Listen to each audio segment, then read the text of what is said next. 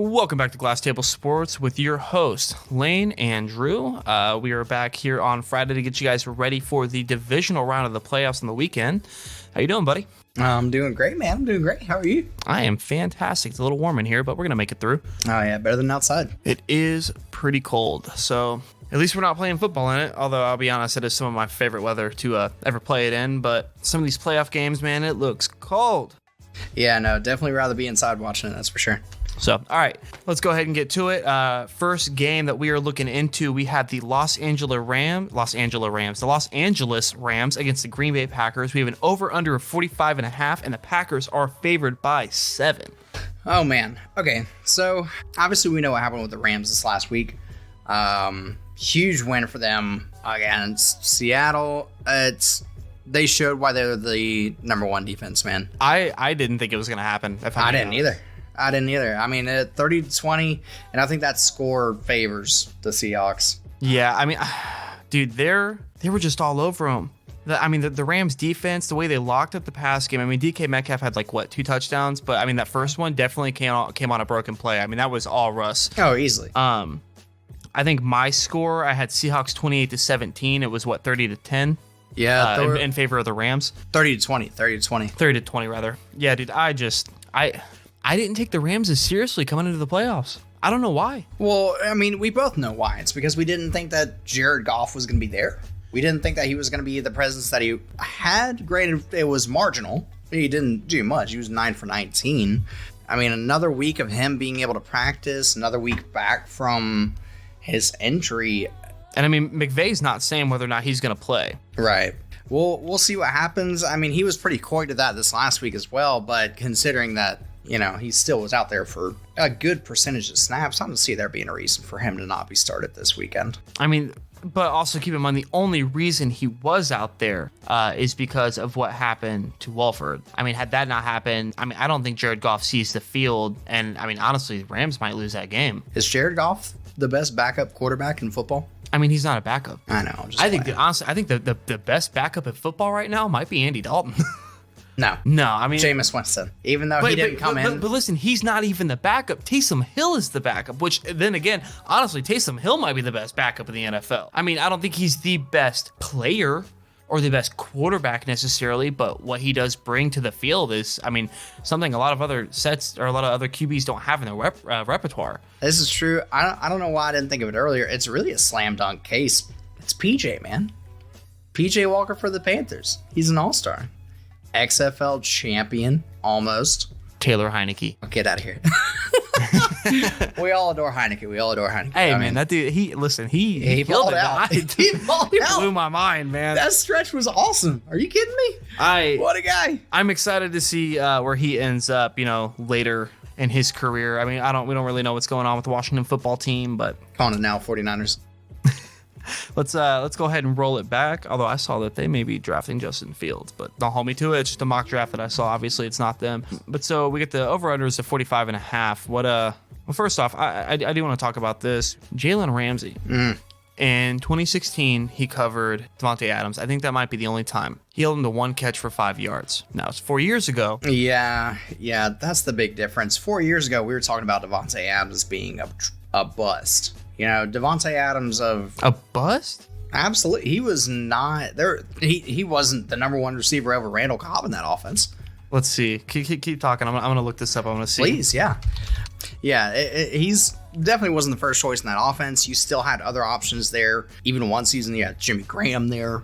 Devontae Adams is the number one receiver in that game, so Jimmy Graham really hasn't been much since. Right, and really, how much of that game did Jalen Ramsey cover Devontae Adams? Was he man-to-man? He was literally, I'm pretty sure that was the only time. Right, so it's two completely different players at this point, both clearly one of the best of their positions in the NFL.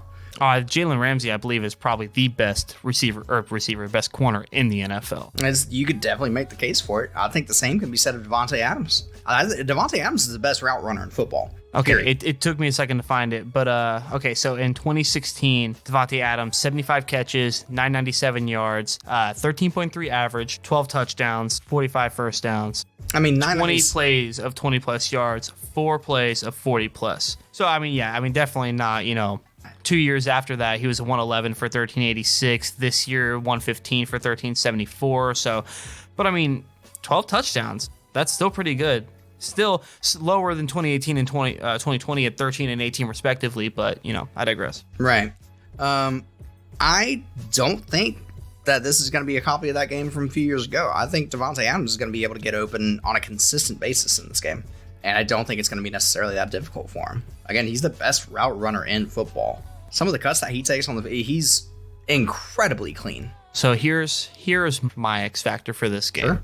I had a very tough time picking. Actually, the over-under is 46.5 now. I hope they upped it to 46.5. I think so. I think that's a good call. I had a tough time picking my winner and loser for this one. I think both teams are great. I think that the Packers are the best team in the NFC. I mean, the number one seed, it's Aaron Rodgers, Davante Adams. Them this year, I mean, Davante Adams played 12 games. He has 16 touchdowns. That's insane. Yeah. And I mean, just watching the way that the Rams defense played last week against Seattle, I'm inclined to pick them. But you know what? I think it is going to be the Packers. They're going to be expecting them to throw the ball, and they're going to get some plays off. But I think the key to Green Bay winning this football game is Aaron Jones. You got Aaron Donald, who got hurt last week. I'm sure he's going to play. And, Leonard Floyd killed it last week also. Absolutely. But if you can run the football at them, Aaron Jones has 100 yards. The Packers win this football game on the ground. I'm sure he'll catch some out of the backfield too. But if he can eclipse, not even that, dude, I think if he hits 90 yards on the ground and he gets about 50 through the air, the Packers win this football game. Aaron Jones is the key to winning this football game. Jalen Ramsey is either going to shadow Davante Adams or, they're going to have two guys on him all game. And Davante Adams, he's going to make plays. Right. He's going to make plays. But they're going to be so hyper-focused on him, it's going to open the game up for Aaron Jones. No, I entirely agree. If Aaron Jones eclipses 100 yards, I think you're correct. Packers come away with this game. I do think that the X factor really is going to be the Packers defense. When we talk about this Packers team, it's one of the best offenses we've ever seen. First in points per game, first in red zone scoring. They're literally scoring a touchdown on 80% of their red zone visits. Wow. It's obscene. They're putting things away. They're averaging 4 touchdowns a game. They're averaging 6 yards a play. They can't be stopped on third down. Third down, they're almost eclipsing 50%. They're at 49.4%. That is wild. If the Packers defense can step up enough, no matter who plays quarterback, and with Cam Akers not being in this game, because Cam Akers is not going to play. Well, see, and that he's not playing? I believe he's injured. Let's bring that back up real quick. I believe I saw something earlier today on that. My thing with, if Cam Akers doesn't play and we have questions at the quarterback position for the Rams, it's cut and dry. It's a wrap. It's done. It's over with. We can move on to the next game if that's the case. If Jared Goff doesn't play in this game, it's over. Because I think the Rams defense is great. It really is. But the offense has to be able to keep up with Aaron Rodgers. Right. So Cam Akers does not have an injury designation for this game. He did aggravate his injury against the Seahawks, but he looks to be fine and ready to go. That being said, that's good for them. Yeah, that's fantastic for him. We all saw how he did last week, over 100 yards, absolutely killed it. I've got Green Bay 27-21. Green Bay 27-21. Yep. I definitely have Green Bay winning. All right. Aaron Rodgers is say 28-24. 28-24? If Goff plays. If not, you think it's wider? I'd say 27-14 if Goff doesn't play. I think they still put points up on the board, but that offense becomes severely one-dimensional without him. All right. We agree. If the Packers put up over 30, it's game. Yeah. It's game. If the Packers put up 30 on that defense, that's game. So, all right. Man. So that's it with that. Let's go ahead and move on. Next up, we have the Buccaneers versus the New Orleans Saints. We have round 3 this year. Battle of the old men. Over-under is 52. No, the over-under is changed now. It's 5. Sorry, guys. This is all updated now. With the Saints having a 3.5-point lead on Tampa. Brees versus Brady. Round 3. Rounds 1 and 2 went to the Saints. The first game was pretty close. That second one, not so much. Yeah, no, definitely not. Abysmal performance from Brady that last game. 5 picks over the 2 games. He went 2-2 with the first one, 2 touchdowns, 2 picks. And he went 0-3 in the next one. They had, I think, a total of 5 rushing attempts in that second game. Yeah. They went behind so quickly. It got out of control, and they I mean, they almost didn't have a choice but to run, but no matter what way you cut it, 5 rushes is not going to do the job. Not at all. I mean, and I'm pretty sure 2 of those were Brady. With the One defense was actually Blaine Gabbert. Oh, yikes. So the Buccaneers defense has got to hold. They have to hold that Saints offense. It's no easy feat, but if they can slow them down and then the Buccaneers offense can slow the game down even more by holding onto the ball, have some heavy times of possession. I mean, the Bucs can walk away with this game easily, but they have to run their game script. They cannot let the Saints take over. Yeah. If they do that, it's a wrap. I mean, I have Saints winning this game anyway. I think it's going to be 3-0 season sweep for the Saints. So I can see why you would say that, especially after the last one being 38-3. I mean, it was 31-0 at halftime. It all comes down to the Tampa Bay front seven this game. If they can get into the backfield and pressure Brees regularly. I think that, and if they can get the running game going with Fournette. Yeah.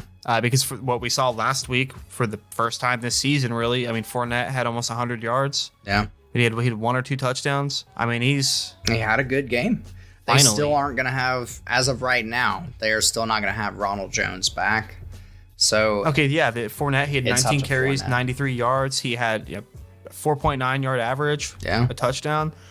I mean, if they can continue more of that, and honestly, they had that end around play to Antonio Brown for 22 yards. If they do more of that stuff, I mean, they want to do it all game, but maybe to him, maybe some to Scotty Miller. I mean, even to Chris Godwin. I mean, those are 3 of the fastest dudes in the league right now. And they have to work in the tight end more. Even in that last performance when they were trying to sling the ball as much as they could. I mean, Brady threw the ball 38 times. Only 1 of those catches was to a tight end. Gronkowski had 1 catch for 2 yards. And in their playoff game this past week, I mean, he had a target, no catches. So they've got to work Gronk in a little bit more. Although I'm going to be honest, I didn't expect much from him this year. I mean, he came out of retirement. If you saw some of the commercials and things that he was doing, I mean, he dropped a lot of weight. I don't think he expected to play football. I mean, he retired. Yeah. I mean, it's clearly not having O.J. Howard on that team since he got injured so early in the season has increased Gronk's Such a role. bummer, man. Such a bummer. That offense is already so insane. You add O.J. Howard into it, I mean... It could be unstoppable. It would be one of the best two tight end sets in football, period. Let alone with having Brady throwing to him. A big guy like O.J. Howard, who would be like a young Gronk. I mean, I was very excited to watch that happen. And unfortunately, we didn't get to see it much. Yeah. Yeah. I mean, it happened so early. I mean, that offense didn't even have the time to kind of get their feet wet. I mean, it wasn't until later this season we really saw Brady coming into his own. Yep, that's true. Working with Bruce Arians has been a little different for him.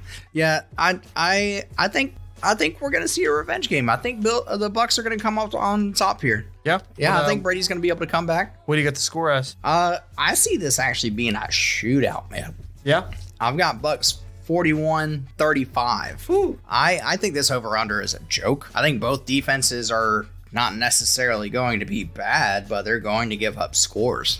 I think it's a much closer contest than that. Really? Say Saints like 27-24. 27-24? Yeah, I think it's going to be close. Yeah. We'll see what happens. We're going to see what Kamara can do in this game. We'll see if Taysom Hill can be worked in more than he was last game. He wasn't really a factor whatsoever, but, to be fair, they didn't really need it. They didn't, but, we'll see what happens. The Bears. Shouldn't have even been in the playoffs, Bears. Hey, Trubisky didn't look bad, man.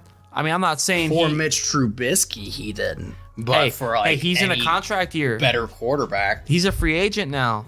He played fairly decent. I think he'll find a starting role. Yeah, or this is a joke. You don't think there are enough teams that need a quarterback? You don't think Trubisky can find a starting role somewhere? No, absolutely not. Okay.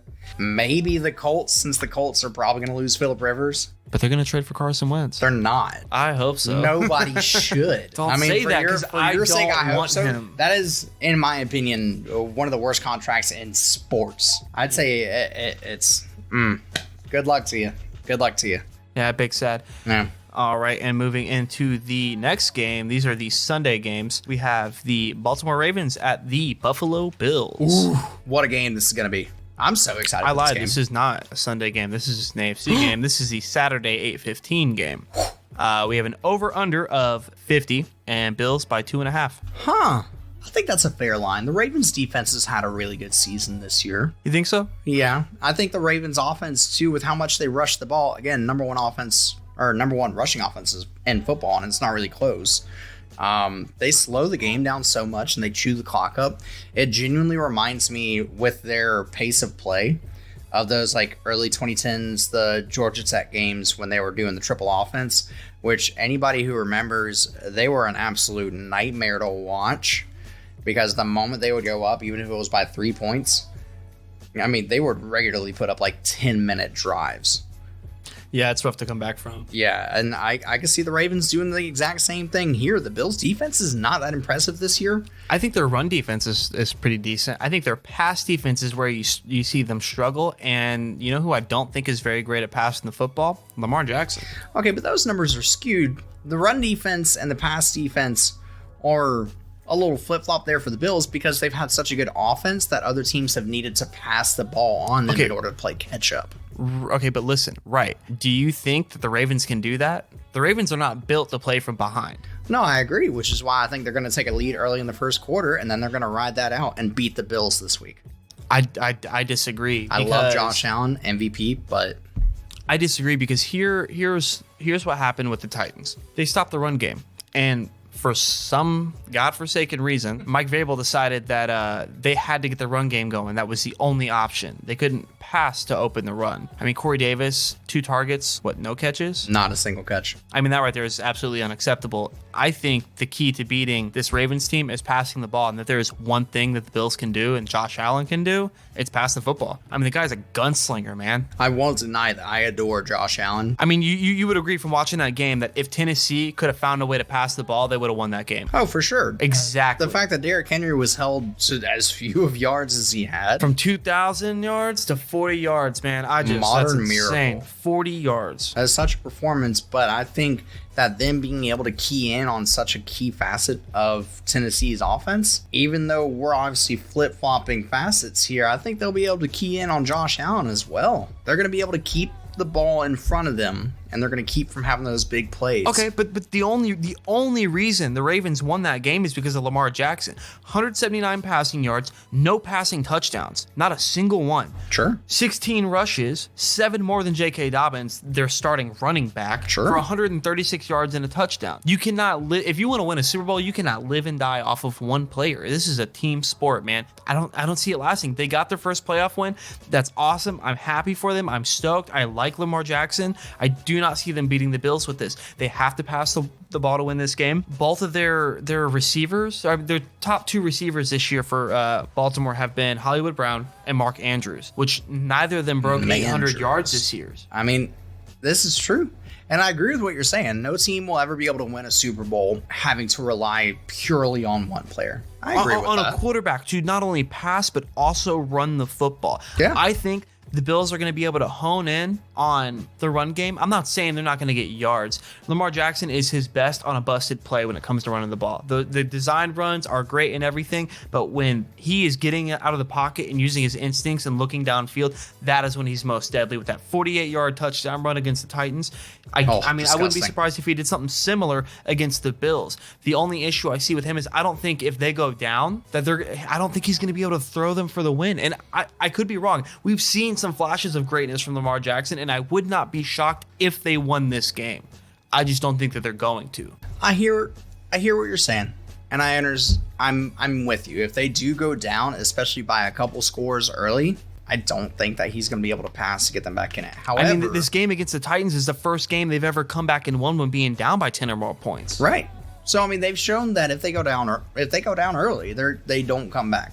But I don't understand why we talk about Lamar Jackson when he's still putting up a combined over 300 yards in a different way than we talk about other quarterbacks. You still have other quarterbacks who, let's say if we had Brady putting up 340 passing yards a game, we're not going to talk about his rushing yards. I'll tell you the difference. Lamar Jackson has gotten all these accolades and these praises for individual awards off of his play alone. Yeah. The reason he's criticized at this point is because, I mean, he finally won a playoff game, so that definitely takes a little bit off his plate. Right. But can he do more? That's really the question. Stats for himself, man, this dude can stat pad hit like his stats all day. He is amazing. Like we've talked about before, he's a generational talent. I mean, we haven't seen somebody play the quarterback position with speed like him since Michael Vick back in 2004.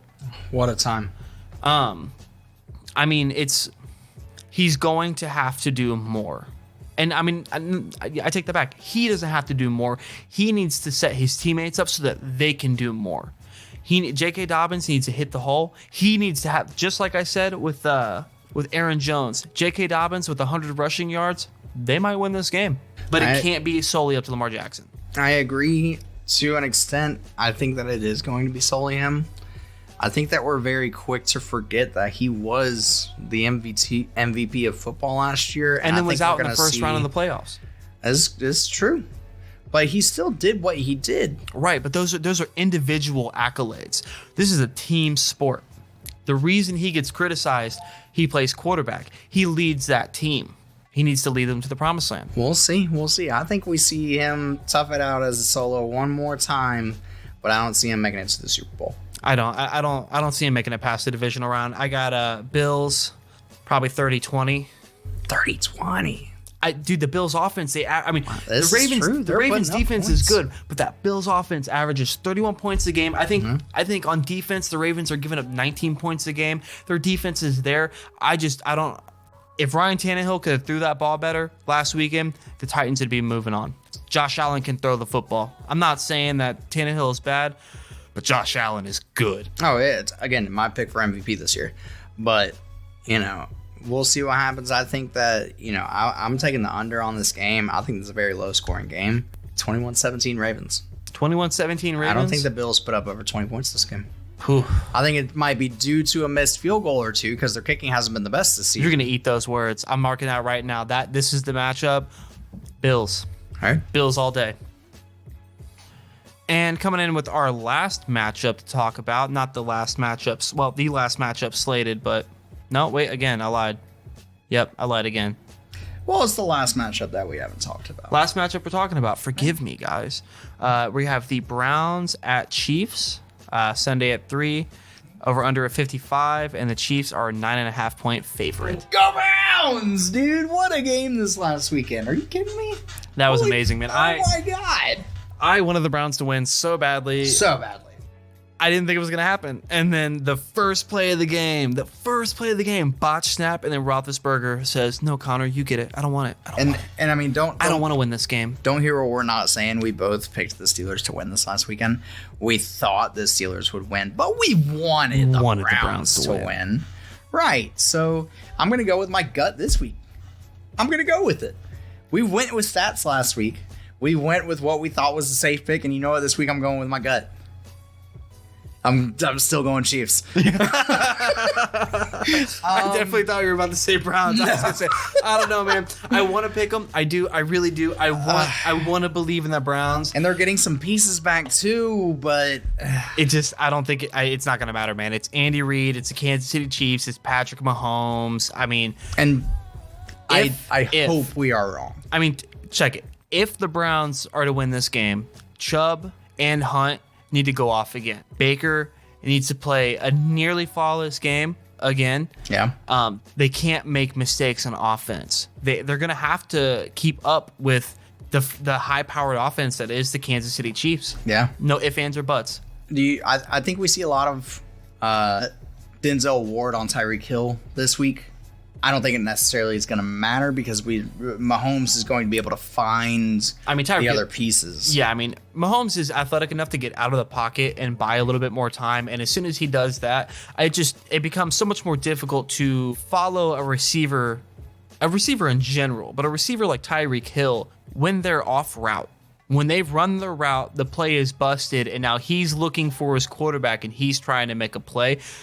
Trying to keep up with that, dude, that's you see him broken free for, that's when you see the 60-yard touchdown passes to Tyreek Hill. Oh my gosh. Backflips into the end zone. Yeah, we're going to need about a 100-yard game out of both Chubb and out of Hunt. And that doesn't necessarily mean both rushing, but if one does rushing and the other one gets it through the air, you got a chance there. We need Jarvis Landry. Everybody needs to show up on the Cleveland Browns this week if they're going to take down the Kansas City Chiefs. Or maybe this extra week of rest just ruins them. They come out sluggish and they still win the game by 25. Who knows? Yeah.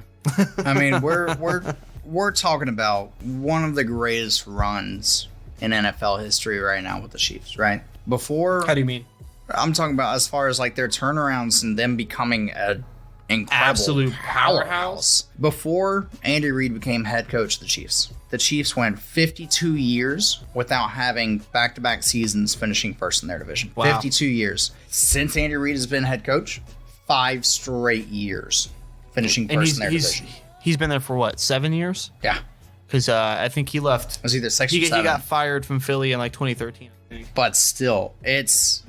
I don't think what is happening in that organization needs to be undervalued right now. I know that Mahomes gets all the praise in the world, as he should. Well, Andy Reid has the final say of what happens to that roster. I mean, this is him. And again, this is a fact that we brought up last week with the Chiefs. If they win this week, they'll become the first AFC team to host the AFC Championship 3 years in a row. And the last team to do that was the 2002 to 2004 Eagles, which their head coach was Andy Reid. Yeah. This is something we've seen this before.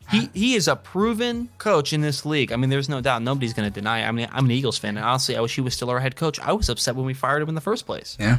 He's incredible. I mean, we're going to be talking about this team decades down the road. This is the new Patriots. Decades down the road. Yeah, I mean, this is also the new Patriots. We just watched the Patriots win 6 Super Bowls. Yeah. Over the span of 20 years. Yeah. You know, I mean, we're going to see something similar here. They just signed Patrick Mahomes to a 10-year contract. 10 years. And half $500 million. Historically, 10-year contracts have not worked out. No. But I don't think any of those players are Patrick Mahomes. He's going to be around for a long time. He's going to be with Kansas City for a long time. After this 10-year contract, I could see him maybe taking a little bit of a pay cut like Brady did. Yeah, to go to somewhere and build another roster. No, not there. But I'm saying to stay in Kansas City. Because, I mean, Brady took a bunch of pay cuts in New England. Stay in New England. Exactly. So that they could surround him with the pieces because he wanted to win. Right. You know? So, I mean, I think we're looking at something very similar with the Chiefs. I got Chiefs winning this game. The over-under is 55. I mean, I'm almost willing to give 55 points to the Chiefs alone. I'm not going to do that. Yeah. But I will say, I think we're looking at like a 38 to maybe like 17 game. I mean, this isn't even going to be close. 38-17. You know, I actually have the exact same. 38-17 is... What's that as a total score there? That's 55. 55? I didn't even mean it. Honestly, that's what felt right in my head, and then I just added it up, and I was like, oh, that actually hits the over-under. Yeah, that hits the over-under. I agree. Chiefs aren't going to put up 50. I do think they're going to put up 45. Yeah, see, I don't know. I don't think it'll get that much because I think once they have such a lead, I mean, they'll slow down. Honestly, once it gets late in the game, they may pull Mahomes. I mean, just keep them set. Why? If you're up by 25 going into the fourth, you might as well go ahead and keep your pieces healthy. Right. No need to have him in there because if he gets hurt, then the season's over. Even if they take Tyreek Hill out, you still got Mecole Hardman. You still have Sammy Watkins. Right. So, I mean, if Mahomes were to get hurt in this game and then they're knocked out, then we're looking at, Bills, Browns in the AFC Championship because the Ravens aren't beating the Bills. And then we got Bills in the Super Bowl. And I'm going to be honest. I really love the Bills. I love Josh Allen. I have an old boss who's a Bills fan. I want them to lose so that he loses. How bad was that boss? Bad. All right. Kind of an asshole. Well, guys, that's gonna be it for us this week. If you agree with our picks, let us know. But more importantly, if you disagree, let us know. Let us know. You can find us on Twitter at Glass Table Sports. Again, the abbreviation is going to be in the TBL, so Glass TBL Sports. You guys have a fantastic weekend. You can find us on YouTube. You can find us on Spotify. You can find us on Twitch here pretty soon. We'll start going live. Probably going to get a couple more episodes underneath our belt.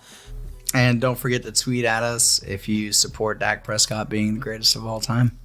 Don't even take him seriously. Find Drew's Twitter, tweet it at him. You guys have a great weekend. I'm so sorry. Goat.